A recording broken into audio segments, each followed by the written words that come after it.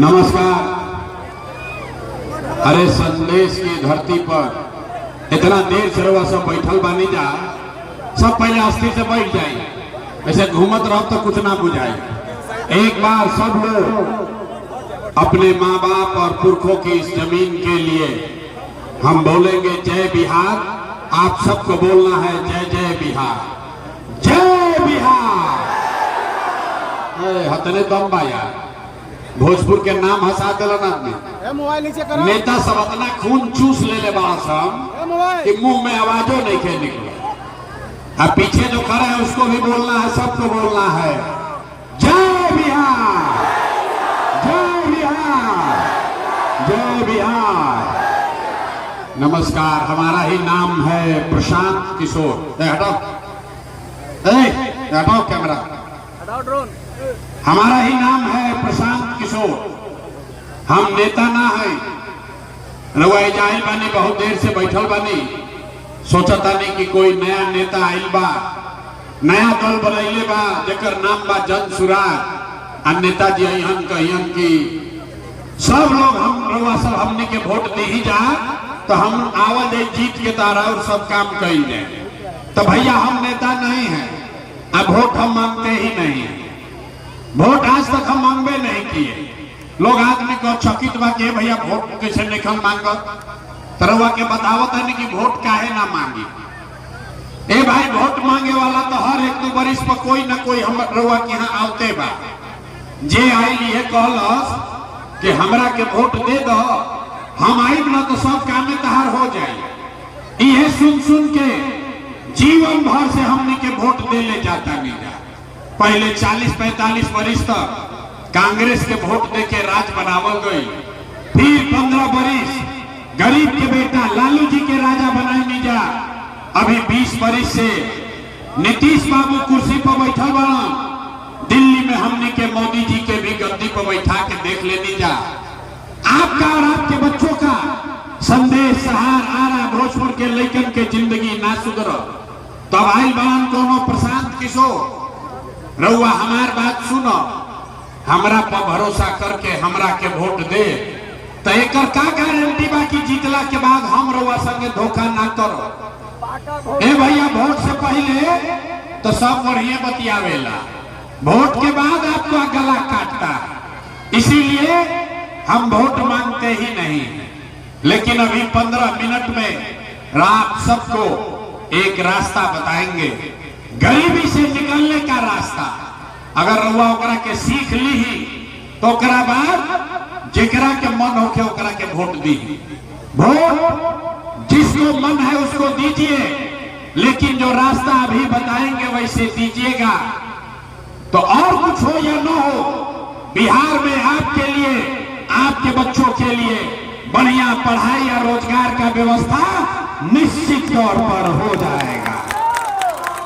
तब जेकरा जेकरा जेकरा जेकरा ये रास्ता सीखे के बाद अब भाषण हो गई खत्म। अब 15 मिनट तक आपस में बात नहीं करना है। 3 गो रउआ से खाली सवाल हम पूछो, जैसे मास्टर साहब पूछेलन स्कूल में, 3 गो सवाल आपसे पूछेंगे, आपको अभी उसका जवाब देना है, हाथ उठाकर हाँ या ना बोलना है। और अभी 15 मिनट में अपना आंख के सामने रउआ दिखी कि बिहार में आपके गरीबी का बदहाली का कारण क्या है और इससे निकले का रास्ता उपाय क्या है। हमारा बात पर भरोसा नहीं करेंगे, सब आदमी के अपना दिमाग से समझ के आंख से देख के जाए के बाद तब जिसको जिसको रास्ता सीखना है सबको जवाब देना है।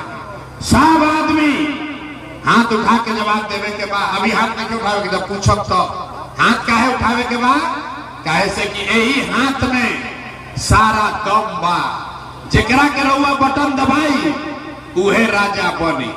यही हाथ से जेकरा के बटन दबाई उहे राजा बनी। तो हाथ उठा के जवाब देवे के बाद सारे लोग एक बार तनी सोच के बताई जा।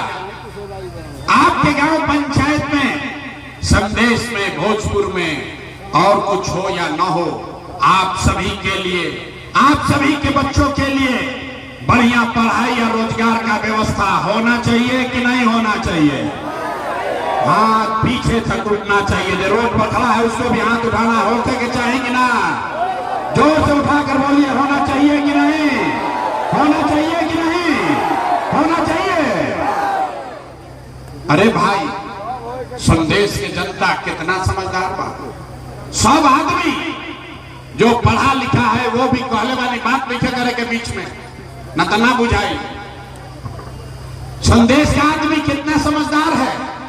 आप पढ़े लिखे हैं या अनपढ़, हिंदू हैं या मुसलमान, अगड़े हैं या पिछड़े, महिला है या पुरुष, अमीर है या गरीब, युवा है या बुजुर्ग, सब आदमी कहल है कि ना भैया और कुछ होके चाहे ना, हमने के लइकन के पढ़ाई रोजगार जरूर होके के चाहे।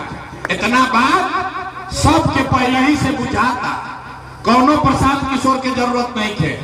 आपको मालूम है, अगर आपके बच्चे के लिए बढ़िया पढ़ाई रोजगार हो जाए तो कोई मुखिया बने, कोई विधायक बने, लालू बने, नीतीश बने, मोदी बने कि प्रशांत किशोर बनस, अगर राव लड़का के पढ़ाई रोजगार हो जाए तो आपका जीवन सुधर जाएगा। ये बात आपको पता है। ताली मत बजाओ, अभी दिखाते हैं आपके दुर्दशा का कारण। अब सब आदमी एक बार अपना अपना बच्चा का चेहरा याद कीजिए। सब आदमी अपने अपने बच्चों का चेहरा याद कर लीजिए और अपने बच्चों के नाम पर ईमानदारी से बताइए, आप में से किसने जीवन में एक बार भी अपने बच्चों के पढ़ाई रोजगार के लिए वोट दिया है? देखिए संदेश के जनता की हालत देखिए, चुप, इतना हजारों की संख्या में आदमी चुप। कितना जोर से बोलनी है, ए भैया रोजगार और पढ़ाई होके के चाहे। कोई जा बैठ के कोई मुखिया के गरियावता, कोई विधायक के, कोई लालू के, कोई नीतीश के। अरे भाई, आपने तो अपने बच्चों के पढ़ाई रोजगार के लिए आज तक वोटे नहीं दिया।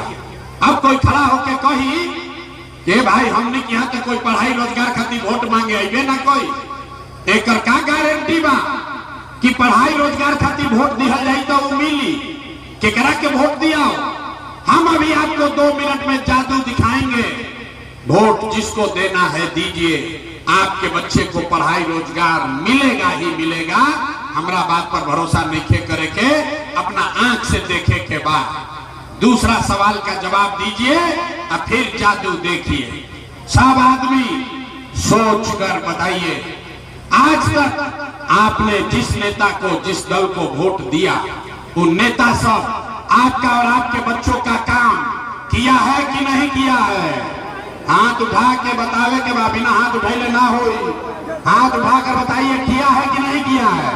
इन नेता सब काम किया है कि नहीं किया है? अरे जोर से बोलो भैया, किया है कि नहीं किया है? नहीं किया है, नहीं किया है ना? पलटिया जमत भाई, सब लोग देख ले, वीडियो में रिकॉर्ड भइल बा। सबने कहा 2 मिनट में जादू देखिए, जादू देखिए। सब लोग कहल कि भैया जौना नेता के वोट देनी जा, आज तक हमने के कोई कामे ना कैलस। अब जादू देखिए। हम गिनवाना शुरू करते हैं, सही बोले तो जोर से हाथ उठा के हाँ बोलना है, गलत बोले तो ना बोलिएगा, बात खत्म होगा। आपको दिखेगा कि पढ़ाई रोजगार कैसे मिलेगा। पूरे बिहार में संदेश में यहाँ आए हुए बहुत सारे लोगों ने 5 किलो अनाज के लालच में मोदी जी को, भाजपा को वोट दिया है। तब बिहार में चाहे जितना चोरी भ्रष्टाचार बा, 1 किलो चोरी करके 4 किलो अनाज यहाँ के गरीब को मिल रहा है कि नहीं मिल रहा है? बोले के बाद जोर से हम मिलता कि नहीं? क्या मिला? मिलता। आपने हमने वोट दिया, आपने हमने वोट दिया हिंदू मुसलमान बनके। चुनाव से पहले आदमी कहलस, सब हिंदू लोग कहे हे भैया हमने के हालत कुछ होके पहले अयोध्या में राम जी के मंदिर बने के चाहिए।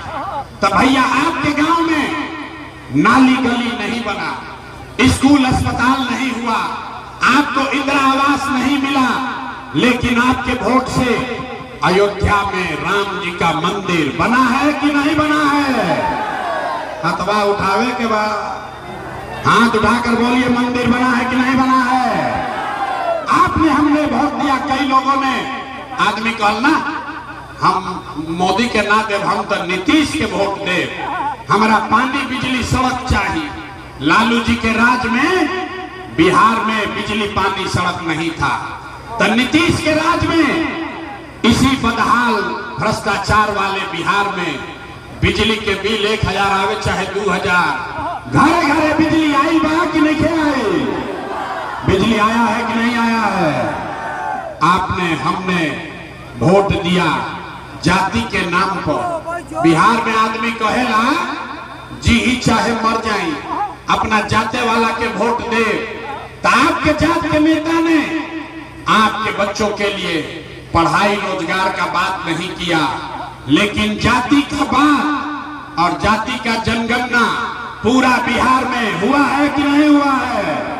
अरे जाति के जनगणना भइल बा कि नहीं खे भाई? तो 2 बार हिलैला पकाए बोलता नहीं, जाति का जनगणना हुआ है कि नहीं हुआ है? आपने हमने वोट दिया सिलेंडर के लालच में, सिलेंडर के लालच में वोट देने जा मोदी जी के। सब लोग कहल कि अब सिलेंडर पर खाना बनावल जाए, तो सिलेंडर के दाम 1000 हो कि 1200, घरे घरे सिलेंडर बटाई बा कि नहीं के बटाई? आपने हमने वोट दिया मोदी का भाषण सुन के कि मोदी जी ने गुजरात में बड़ा विकास किया है, तो भैया मोदी गुजरात में तो विकास करता रहो, पूरा देश का पैसा ले जाकर गुजरात के गांव गांव में मोदी फैक्ट्री लगा रहे हैं, और पूरा बिहार से संदेश से सहार से आपके हमारे बच्चे गुजरात में जाकर नौकरी मजदूरी कर रहे हैं कि नहीं कर रहे हैं? अरे भाई, तो कौना बात पर वोट देने जाके नाम मिलो? अभी तो आपने कहा अपने बच्चों के नाम पर कि भैया आज तक जीवन में पढ़ाई, अपना लड़कन के पढ़ाई रोजगार खातिर वोट ना देने जाए। यही जादू दिखाते हैं, हम वोट ना मांगी, यही दिखाने आए हैं। वोट दोगे 5 किलो अनाज के लिए तो रोजगार कैसे मिलेगा? बोइएगा बबूल तो आम कहां से खाइएगा? आपने 5 किलो अनाज के लिए वोट दिया, अनाज आपको मिल रहा है।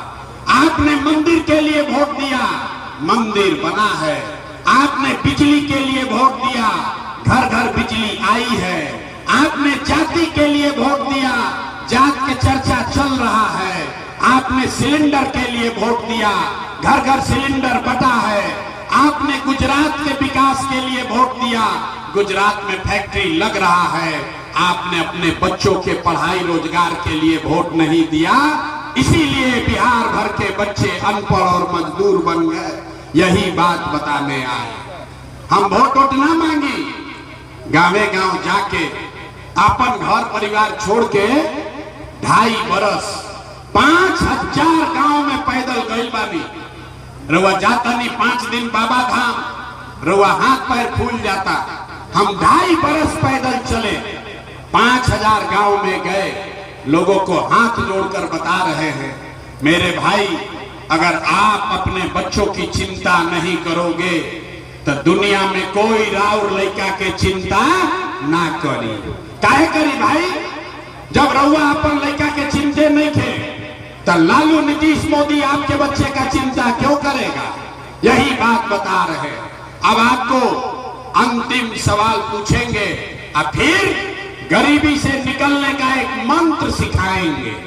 सब आदमी के 5 मिनट में मंत्र सीख के जाए के बाद और दिवाली के बाद, छठ के बाद, गरीबी से निकले के बाद, तो सब आदमी तीसरे और अंतिम सवाल का जवाब दीजिए। बैठ जाइए, खड़ा मत होइए बीच में। सब लोग सोच के बताइए, और कुछ हो या ना हो, आप सभी को अपने बच्चों की चिंता है कि नहीं है? दोनों हाथ उठाकर बोलना है, पीछे तक हाथ उठाकर बोलिए, अपने बच्चों का चिंता है कि नहीं है? अरे जोर से बोलो, है कि नहीं है? है कि नहीं है? है। पूरा का पूरा समाज झूठ बोल रहा, सब का सब झूठ बोल रहे। आपने कहा कि भैया हमको हमारे बच्चे का चिंता है। हम आपको बता रहे हैं, अभी आपके गांव में आए हैं, रास्ता में अगर 100 को बच्चा मिला है, 100 को बच्चा अगर मिला, राउर लड़का मिलन रोड पर 100 बच्चा मिला, आधे से ज्यादा आपके बच्चों के शरीर पर शुद्ध कपड़ा नहीं है। जितना छोटा बच्चा मिलता है, ज्यादातर छोटे बच्चों के पैर में हवाई चप्पल भी नहीं है। लोग से पूछा था नहीं कि भैया अपना लड़का के का दशा कैले बड़ो, कपड़ा काहे नहीं को पहनावो, चप्पल काहे नहीं को खरीदो। आदमी कहता है ए भैया इतना गरीब बानी, कहां से कपड़ा खरीदी, कैसे खिलाई, कैसे पढ़ाई।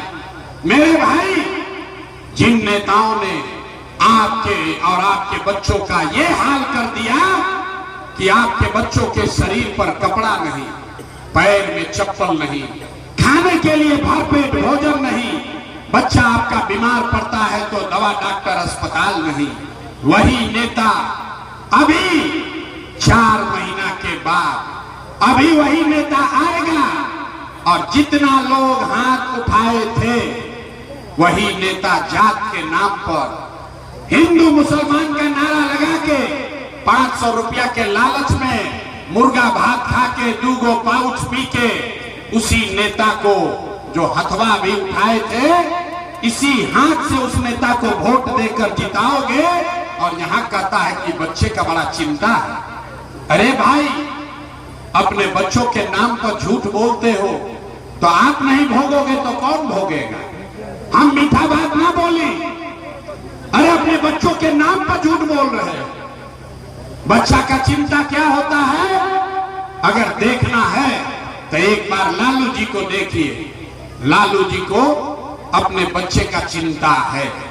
लालू जी के लड़का 9वां पास ना कैला, 9वां पास नहीं किया है लालू जी का लड़का, लेकिन लालू जी के चिंता बा कि हमार लड़का बिहार के राजा बनो। हम ये बात कहता नहीं तो कुछ आदमी के बुझाता कि लालू जी की शिकायत करता। अरे नहीं, हम तो लालू जी का तारीफ कर रहे हैं। लालू जी इतना अच्छा बाप है, लड़का 9वां नहीं पास है लेकिन चाहते हैं कि हमारा लड़का बिहार का राजा बने। आप अपना दशा देखिए, राउर लड़का मैट्रिक पास कर ले, आईए बीए कर लिया, उसको चपरासी का भी नौकरी नहीं मिला, लेकिन आपको उसका कोई चिंता नहीं है। गांव में